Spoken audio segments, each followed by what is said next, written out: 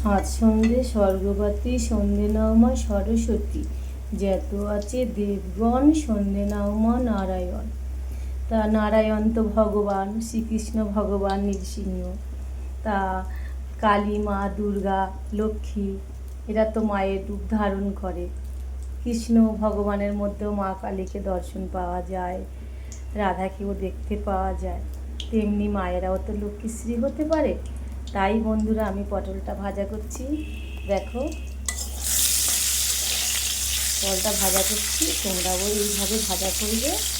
আর মায়েরা লক্ষ্মীশ্রী বললাম, মায়েরা যদি ভগবানের প্রসাদ সুন্দরভাবে যদি রান্না করে দেয় তখন কি সুস্বাদু, খুব সুন্দর লাগছে, অসাধারণ প্রসাদটা। তখন ভগবান সেই প্রসাদটা গ্রহণ করবে। তখনই প্রসাদটা ভগবানের দৃষ্টিভঙ্গি হওয়ার পরে ওই প্রসাদটা নরলোক তখন খাবে আর বলবে খুব সুন্দর লাগছে। তা বন্ধুরা আমি এইভাবে পটলটা ভাজা খাচ্ছি পান্তা খাওয়ার জন্য।